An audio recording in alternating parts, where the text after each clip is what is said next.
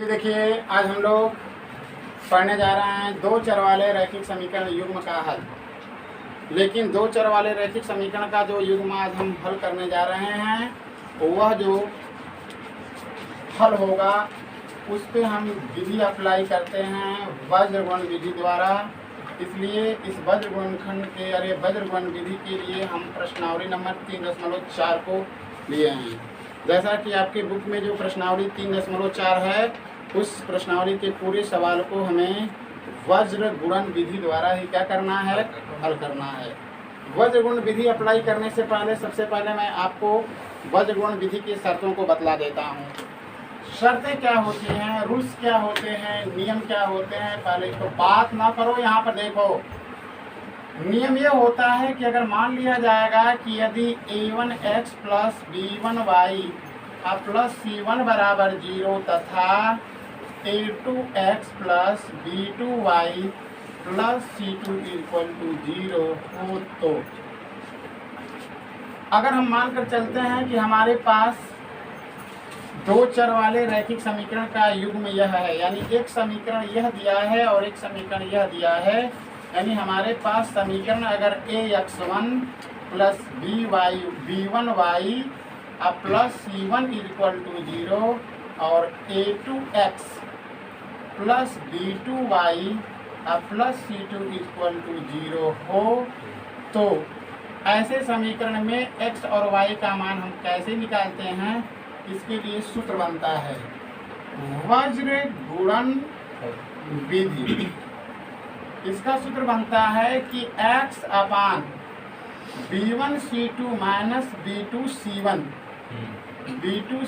बराबर y बटा में c1a2 माइनस c2a1 बराबर 1 बटा में a1b2 माइनस a2b1।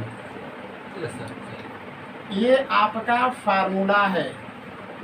अगर किसी भी दो चर वाले रैखिक समीकरणों को अगर वज्र गुणन विधि से अगर हल करने की बात कहेगा, तो सबसे पहले समीकरण को आपको इस रूप में लाना होगा, बराबर के उस दाईं तरफ शून्य होना चाहिए, तब जाकर के आप इस सूत्र को प्रयोग करेंगे।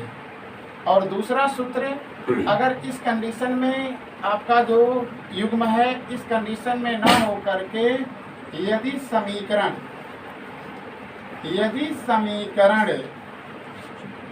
a1x प्लस b1y बराबर c1 तथा a2x प्लस b2y प्लस बराबर c2 हो, तो ध्यान दीजिए, अगर समीकरण इस रूप का होगा, यानी बराबर के उस तरफ यानी दाईं तरफ अगर दोनों समीकरण में शून्य अगर है, तब तो आप इस सूत्र का प्रयोग करेंगे।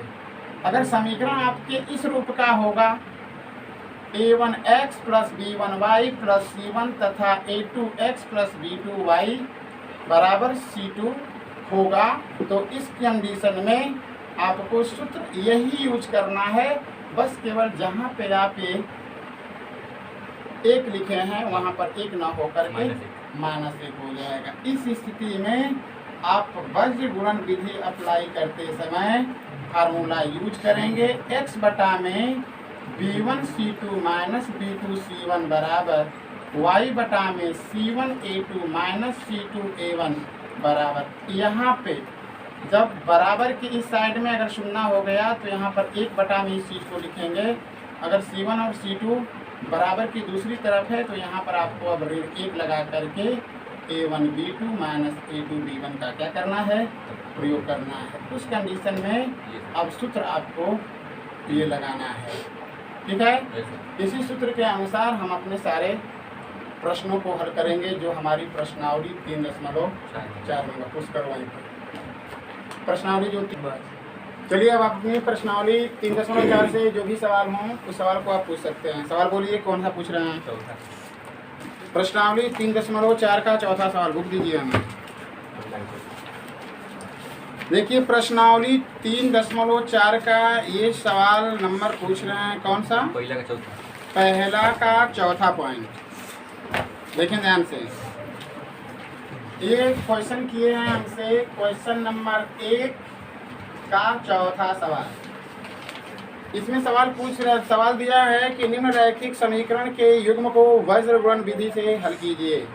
चौथा सवाल आपको दिया है x/4 प्लस y/3 बराबर 5 के और है x/2 और माइनस y/9 इक्वल टू 6।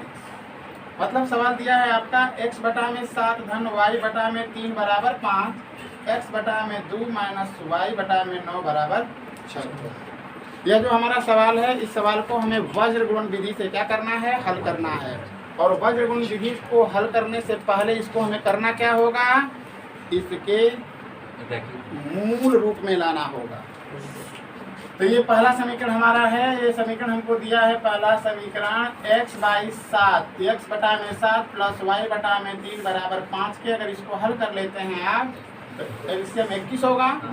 7 से अगर करते हैं तो ये 3x हो जाएगा और ये 7y हो जाएगा बराबर 5 के हो जाएगा, यानी 3x प्लस 7y बराबर 105 ना। गुणा कर देंगे तो इधर गुणा कर देंगे तो यानी हमारा समीकरण हो गया 3x प्लस 7y माइनस 105 बराबर क्या कर दिया हमने 0। अब ये हमारा समीकरण नंबर क्या बन गया 1। इसी तरह समीकरण नंबर 2 को हल कर लेते हैं। समीकरण नंबर 2 है हमारा x/2 ऋण y बटा में 9 इक्वल टू 6 के। इसका एलसीएम लेते हैं तो 18 होगा ना, 18 होगा। 2 9 18 9x हो जाएगा ऋण 9 दूना के 18 2y हो गया इक्वल टू 6 हो गया, बटा में 1 कर लेंगे। 9x ऋण 2y बराबर 18 छका 108, 8 छके 48 को 8 हाथ में लग गया 4, 8 6 कम 10। समीकरण नंबर क्या हुआ 2। इस समीकरण को भी इस रूप में लिख लीजिए, बराबर की उस साइड में शून्य कर लीजिए, इसलिए ये हो जाएगा 9x माइनस 2y ऋण 108 बराबर क्या हुआ। अभी हुआ हमारा समीकरण नंबर क्या 2। अब हमारे पास दो समीकरण हो गए। समीकरण हो गया हमारा 3x plus 7y minus 105 equal to 0 और दूसरा है 9x ऋण 2y ऋण 108 बराबर क्या 0। ये दोनों समीकरण हैं। अब हमने क्या किया, देखिए यहाँ पर हमने 105 को इधर पक्षांतर करके 0 बना लिया। अगर आप इसको पक्षांतर नहीं किए होते तो सूत्र हो ऋण वाला लगता। मतलब दो कंडीशन बताया है ना कि C1 और C2 अगर इधर रहेगा तब तो पूरा सूत्र वही रहता है, ऋण 1 बटा में A1 B2 और माइनस A2 B1 लिखेंगे। लेकिन हमने ऐसा नहीं किया, इसको इधर पक्षांतर करके बराबर को शून्य कर लिया, इसलिए C1 और C2 दोनों एक ही तरफ हो गए समीकरण में ना।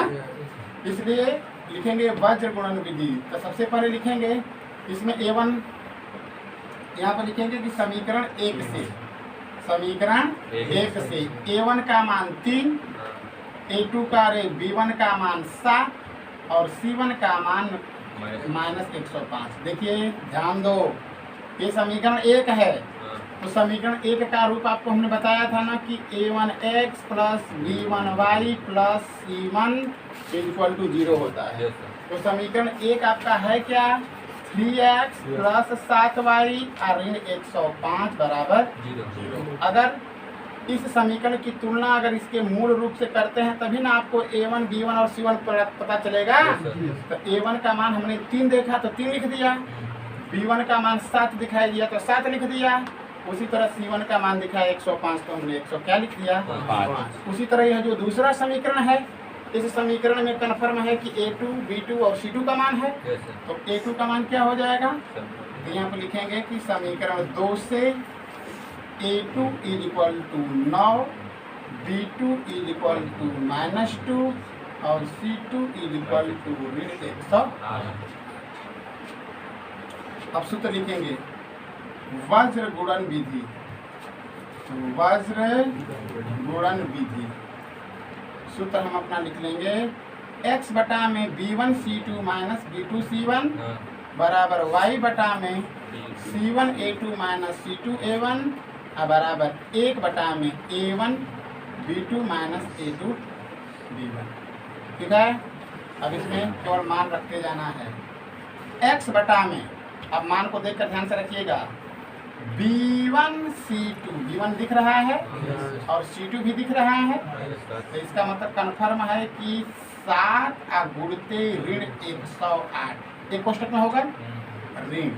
फिर क्या है B2 C1, B2 का मान ऋण 2 और C1 का मान ऋण 108 बराबर। देखते जाएंगे, तन को गुणा भाग में करेंगे मिस्टेकिंग, सवाल का उत्तर नहीं आएगा। C1 A2, C1 का मान ऋण 105 और A2 का मान 9, कोई दिक्कत? ऋण C2 का मान ऋण 108 और A1 का मान 3 बराबर 1 में A1 B2 कन्फर्म है कि 3 गुणते ऋण 2 और ऋण A2 B1 यानी 9 गुणते क्या 7 हो गया। आगे बढ़ेंगे, x में गुणा कर देते हैं 8 सत्ते 56 यानी ये हो जाएगा 756 माइनस 756। इधर देखिए ये ऋण और ये ऋण गुणा होने पर प्लस होंगे, लेकिन उसके सामने जब ऋण है तो कन्फर्म है कि ये भी ऋण ही होगा, ठीक है ना, ऋण ही होगा।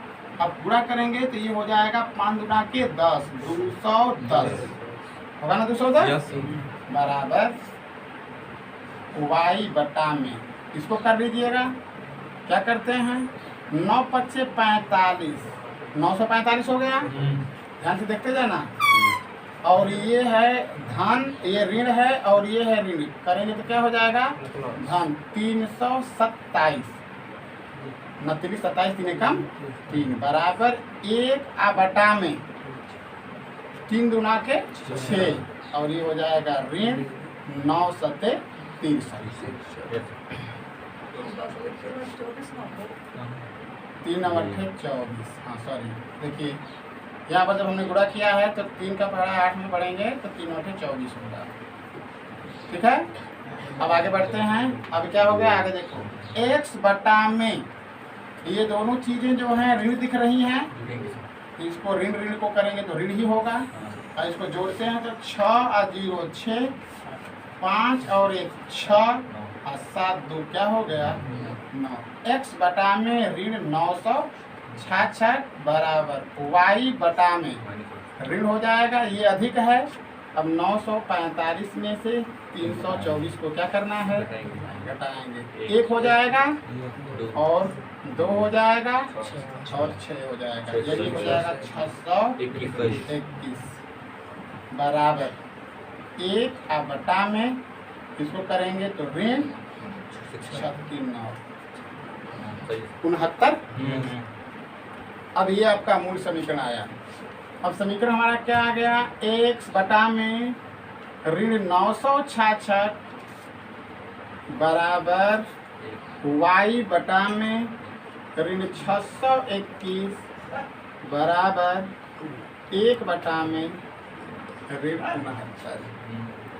अब क्या करना है, x का मान निकालने के लिए एक बार क्योंकि ये वाला पद दोनों के बराबर है, इसलिए x का वैल्यू निकालने के लिए एक बार इसको इसके साथ में लिख लेते हैं। तो x बराबर ऋण 966 बराबर 1 में ऋण 69, और एक बार y का मान निकालने के लिए y में ऋण 621 बराबर 1 में ऋण क्या हो जाएगा 69। कन्फर्म है कि ऋण ऋण कैंसिल हो गया, क्रॉस मल्टीप्लाई करेंगे तो ऋण 966 में ऋण 69 कैंसिल हो जाएगा। तो x बराबर एक बार में कटेगा,